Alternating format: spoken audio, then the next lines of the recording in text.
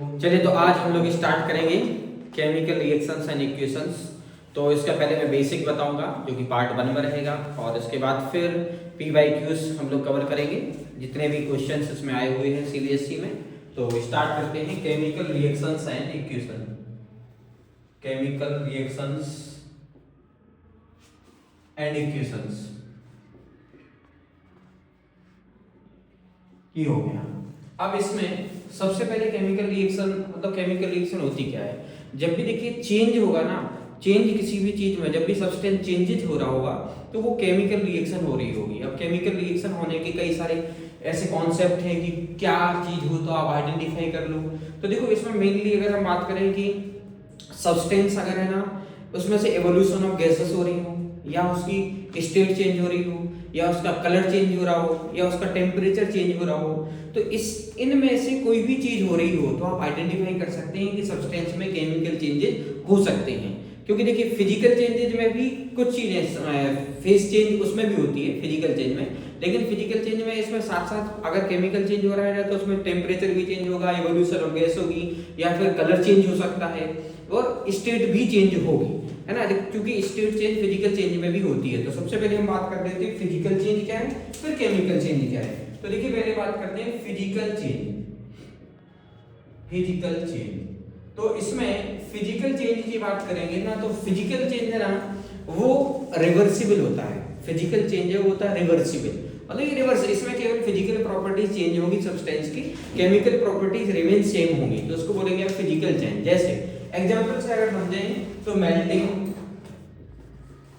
Melting of ice हो गया, melting of ice मैंने मेल्टिंग लिख दिया डायरेक्ट, बॉइलिंग, कंडेंसेशन, बॉइलिंग हो गया, मेल्टिंग हो गया, कंडेंसेशन हो गया, इवेपोरेशन हो गया, ये सभी आते हैं आपके फिजिकल चेंज, क्योंकि ये रिवर्सिबल है। रिवर्सिबल का मतलब जैसे आइस अगर है ना, आइस को मेल्ट करोगे तो लिक्विड बन जाएगा, और लिक्विड को फिर से फ्रीज करोगे ना, टेम्परेचर और उसका ड्रॉप कराओगे ना, तो फिर से आइस बन जाएगी। तो ये रिवर्सिबल है। तो जो भी चीज रिवर्सिबल होता है उसको हम लोग बोलते हैं फिजिकल चेंज, और जो इरिवर्सिबल होता है उसको बोलेंगे हम केमिकल चेंज। तो देखिए दूसरा है आपका केमिकल चेंज, सेकंड नंबर पे आता है केमिकल चेंज। केमिकल चेंज तो इसमें अगर हम देखेंगे केमिकल चेंज में, तो इसमें केमिकल प्रॉपर्टीज की सब्सटेंस की चेंजेज होगी, मतलब the change which is not reversible. ये जो चेंज है ना ये रिवर्सिबल नहीं होगा, इरिवर्सिबल होगा। मतलब इसमें एक ही डायरेक्शन में रिएक्शन होगी। एक बार जैसे अगर मैं सिंपल सा एग्जांपल बात करूं, रस्टिंग ऑफ आयरन, जब एक बार आयरन में रस्ट लग चुकी है ना तो वो परमानेंटली है, मतलब उसको फिर अब वो रिएक्शन हो चुकी है उसमें, तो वो केमिकल चेंज है। और कंबशन ऑफ फ्यूल एक बार आपने जला दिया ना, जैसे कंबशन एक बार हो चुका है, जल चुका तो फिर खत्म हो, वो केमिकल चेंज होगा। Rusting of iron combustion of fuel हो गया। और एक और अगर हम इसमें और बात कर लें तो बर्निंग ऑफ कैंडल भी केमिकल चेंज का एग्जांपल है। तो ये हो गया आपका केमिकल चेंज, मतलब रस्टिंग ऑफ आयरन आप लिख सकते हैं, रस्टिंग ऑफ आयरन एग्जांपल लिख रहा हूं मैं डायरेक्ट, है ना। और ये इरिवर्सिबल है, केमिकल चेंज है ना इरिवर्सिबल, ओनली वन डायरेक्शन में होगा, है ना। रस्टिंग ऑफ आयरन हो गया, कंबशन ऑफ फ्यूल हो गया, कंबशन ऑफ फ्यूल, ठीक है ना। और बर्निंग ऑफ कैंडल हो गया, बर्निंग ऑफ कैंडल। अब इसके बाद आते हैं केमिकल रिएक्शन। तो देखिए बेसिक चीजें हैं केमिकल रिएक्शन। तो यहाँ पे हम बैलेंसिंग तो आप बहुत अच्छे से जानते हैं। यहाँ पे हम टाइप्स ऑफ रिएक्शन से स्टार्ट करते हैं। तो टाइप्स ऑफ रिएक्शन है या टाइप्स ऑफ केमिकल रिएक्शन है, ऑफ केमिकल रिएक्शन, यहाँ बेसिक केमिकल रिएक्शंस। तो इसमें अगर बात करेंगे तो पहले नंबर पे आती है कॉम्बिनेशन रिएक्शन, जिसको हम एडिशन रिएक्शन भी बोलते हैं, कॉम्बिनेशन रिएक्शन। तो देखिए कॉम्बिनेशन रिएक्शन में क्या है, व्हेन टू और more substance combine to form a new product या सिंगल प्रोडक्ट, तो उसको बोलेंगे हम लोग कॉम्बिनेशन रिएक्शन। व्हेन टू और मोर, या तो आप ऐसा बोल सकते हैं व्हेन टू और more reactants combine to form a new product, उसको भी कॉम्बिनेशन रिएक्शन बोलेंगे।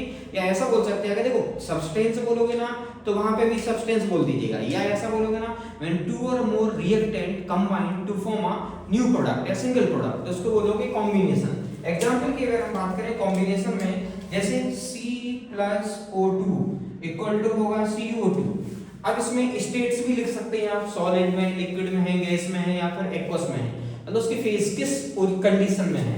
तो यहाँ पे C+O2 देखिए रिएक्टेंट लेफ्ट हैंड साइड में जो भी वैल्यू होगी ना, इनको हम रिएक्टेंट्स पढ़ते हैं। मतलब जो एरो है ना, एरो के लेफ्ट हैंड साइड में जो भी वैल्यू है ना, इसको हम रिएक्टेंट्स पढ़ते हैं, और एरो के राइट हैंड साइड में जो वैल्यू है इनको हम प्रोडक्ट्स बोलते हैं।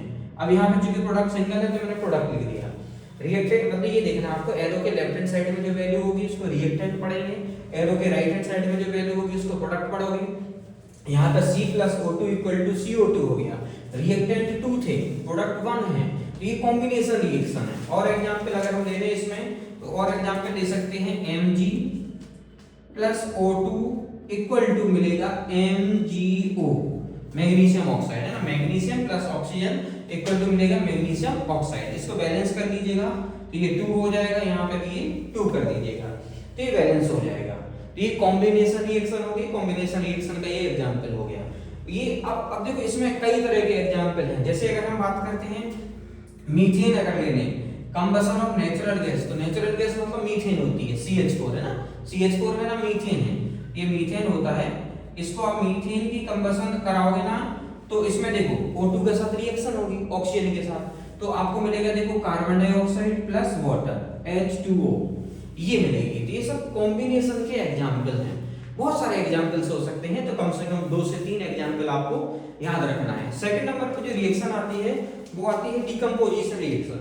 देखो सेकंड नंबर पे जो रिएक्शन है वो आती है डिकम्पोजिशन। ये कॉम्बिनेशन के जस्ट अपोजिट है, डिकम्पोजिशन रिएक्शन। तो इसमें अगर आप देखेंगे डिकम्पोजिशन में, तो देखिए क्या होगी। डिकम्पोजिशन में हम सिंपल सा बात करते हैं, इसमें डेफिनेशन पहले बता देते हैं।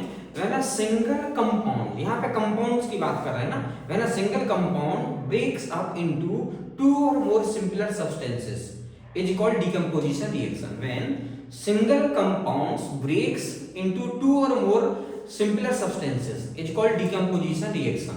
जैसे अगर हम एग्जांपल ले लें डिकम्पोजिशन रिएक्शन में, 2FeSO4 ले लें, 2FeSO4 इक्वल टू, ये डिकम्पोज होगा, मतलब यहाँ पे आपको हीट देना पड़ेगी। जैसे आप इसके भी मैं टाइप डिस्कस करूंगा, थर्मल डिकम्पोजिशन है, फोटो डिकम्पोजिशन है, इलेक्ट्रो डिकम्पोजिशन है। तो यहाँ पे मैं इसको देखूंगा तो मिलेगा देखो Fe2O3 plus SO2 plus SO3, ये मिल जाएगा sulphur dioxide plus sulphur trioxide. Balance अगर आप करोगे ना, ये FeSO4 होता है फेरस सल्फेट, ये आपका फेरस सल्फेट है, फेरस सल्फेट हो गया।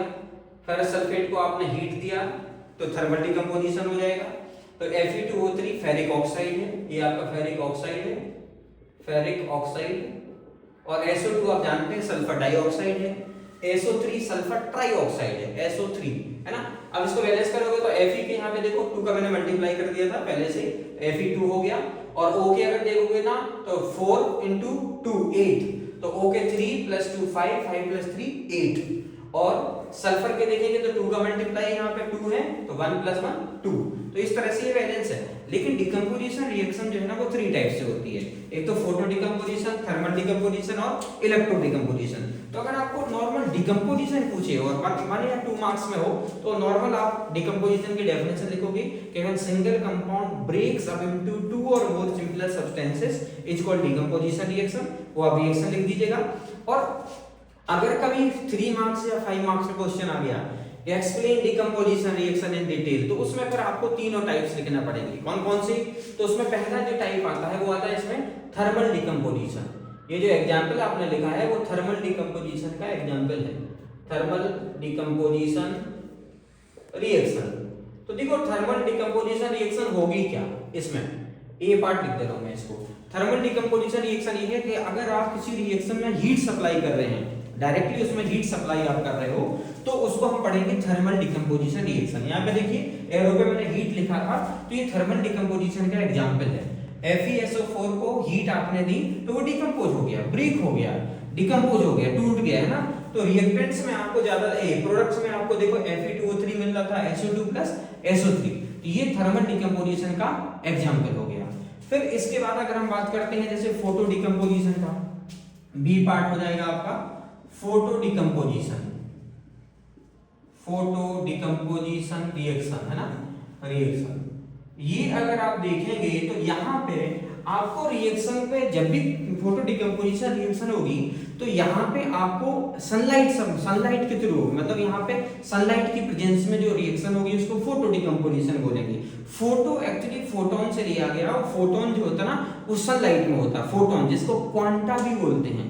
तो फोटो डिकम्पोजिशन मतलब सनलाइट की प्रेजेंस में होगा। जैसे 2AgCl आप ले लीजिए, सिल्वर क्लोराइड है, और सनलाइट को या तो आप सनलाइट लिख दीजिएगा या फिर आप UV radiation, ultraviolet radiation, UV radiation आप लिख सकते हैं, या तो आप सनलाइट लिख दीजिएगा या यूवी रेडिएशन लिख दीजिए। इनमें से कोई एक लिखना है आपको, दोनों नहीं लिखना, एक लिख सकते हो।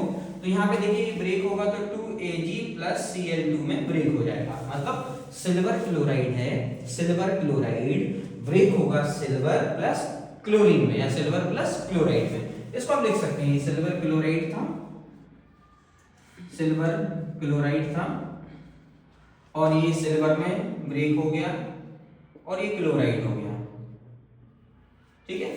तो ये ब्रेक हो गया। ये यहाँ पे जो हीट सप्लाई की कहाँ से है, सनलाइट के थ्रू। यहाँ पे जो आपने हीट सप्लाई हुई वो सनलाइट, मतलब सनलाइट की प्रेजेंस में ये रिएक्शन हुई है, तो इसको आपने नाम दिया फोटो डिकम्पोजिशन रिएक्शन।